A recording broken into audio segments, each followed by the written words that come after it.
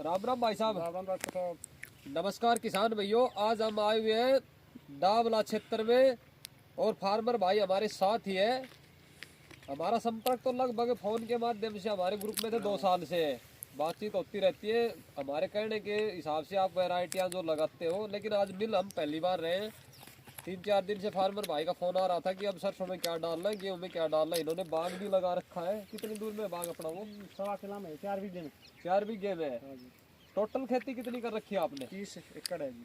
30 एकड़ कर रखी है गेहूँ सरसों। सरसों ज्यादा है वैसे आपके, शेर से ज़्यादा है जी। गेहूँ तो आपने 1 एकड़ में लगा रखा बता रहे थे आप। तो भाई साहब अपना एड्रेस बताइए आप पहले तो। जी नाम है कृष्ण कुमार जी। गांव आदमाबाद मोखोता तहसील नागन चौधरी डिस्ट्रिक्ट महेंद्रगढ़। तो कृष्ण भाई ये बात बताइए, आप पहले भी खेती कर रहे थे और अब भी जैसे आपने मेरी सलाह पे जो काम किया है, जो वैरायटी आपने जो भी बाजरा लगाते हो, गुआर लगाते हो, आपने क्या फर्क रहा आपकी पैदावार में? जी आपसे बताने से वैरायटी में बहुत ज़्यादा फर्क रहा और हमारी फसल भी बहुत अच्छी है। प्रोडक्शन में क्या रहा आपके गुआर में? गुआर बहुत बढ़िया निकले जी। आपके जो 6 क्विंटल हो रहा था तो 8 क्विंटल की क्विंटल पैदावार आई ना आपके पैदावार जो शिशु जैसे भी आपने आपने बताया। बीज बताया था अभी डाला तो अच्छी फसल है। अभी कितने दिन की फसल हो गई अपनी? ये जी 38 दिन की हो गई। 38 दिन की हो गई। अब भी आप इसमें 5 दिन रुक के भी पानी लगा सकते हो, खराब नहीं हो रही, क्योंकि जितना टाइट पानी लगाओगे सरसों में फली उतनी अच्छी आएगी, दाना मजबूत मोटा बढ़ेगा। कुछ फार्मर छोटी में लगाते हैं, उनको लगता है कि वो छोटी ग्रोथ अच्छी कर रही है, लेकिन जैसे ही डाकड़ में अब चली हुई है ना, हाँ हाँ थोड़ी और पोजीशन पे आती है ना, डाकड़ में सरसों आती है, तो इसका जो दाने का साइज बोल्ड बनता है, मोटा बनता है, काला बनेगा, चमकदार। ज़्यादा पानी लगाने छोटी में दाना बारीक बनता है, दिखने को बारीक दिखे, फंगस बनेगा। तो भाई साहब अब आपको इसमें डालना है 25 से 30 केजी यूरिया लेना है पर एकड़ के हिसाब से, और 10 केजी लरिसा गोल्ड की बाल्टी और 3 केजी सल्फर पाउडर फॉर्म में 90% में। और गेहूं के लिए आपको लेना है 5 केजी फेरस सल्फेट, 10 केजी बाल्टी, 25 से 30 केजी यूरिया। आधा बैग यूरिया का रखो पर एकड़ के हिसाब से, आपको जो 30 एकड़ में आपने खेती कर रखी है। और बाग के लिए आपको मैं बता दूं, आपको 1 बैग पोटास का लेना है, दानेदार लरिसा का। 1 बैग एनपीके का लेना। आपको डीएपी के चक्कर में बिल्कुल नहीं पड़ना है, क्योंकि लरिसा का जो आज एनपीके आ रहा है वो सबसे बेस्ट क्वालिटी का है। वो जो डीएपी वाली भी फसल खड़ी हम देख रहे हैं सारा दिन फील्ड में, और उसकी भी जो सच हो गया उनकी खड़ी वो अलग ही है। 5 केजी लेनी है आपको फिप्रोनिल, सटेम्बो के नाम से उत्तम कंपनी की आती है, बायर की रीजेंट के, किसी भी अच्छी कंपनी की ले लो आप। और 5 केजी फेरस सल्फेट, सभी को मिला के आप पर प्लांट के हिसाब से 1 से 1.5 केजी की डोज बना के 2 फीट का घेरा बना के उसमें डाल के आप पानी लगाओ, तो आपका बाग स्वस्थ रहेगा, फल अच्छा आएगा। और एक स्प्रे लगानी है आपको, 6 एलिमेंट आता है लरिसा का, अच्छा 50 से 60 ml पर टंकी के हिसाब से, 20 लीटर की टंकी आती है उसमें। और थायोमोक्सम के नाम से एक दवाई आती है, वो देनी है आपको 25 से 30 ml पर टंकी।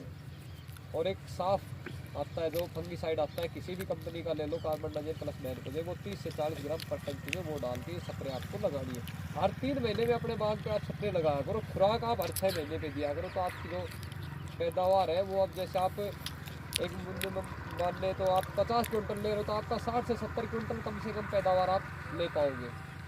तो अब कृष्ण भाई अपनी फसल से आप संतुष्ट हो? संतुष्ट है। आगे तो मिलते रहेंगे, आप पहली बार आपसे मिले हैं, देखो ये खुशी 2 होती साल है। से संपर्क है आपका जी। और आप कह रहे हैं भाई बीज डाल रहे हैं, बहुत बढ़िया फसल हो रही है। नहीं, मैं तो ये पूछना चाहता हूँ हमारे फार्म भाइयों को पता चले कि मैं जो वैरायटी आपको बताता हूँ, मैं किसी कंपनी विशेष से मतलब नहीं रखता। जो अच्छी वैरायटियाँ होती हैं, मेरे को हर कंपनी की वैरायटी के बारे में पता है कि किस वैरायटी की क्या विशेषता है, कैसी ज़मीन के लिए कितने समय की है, और कैसी मिट्टी के लिए कौन सी वैरायटी अच्छी है।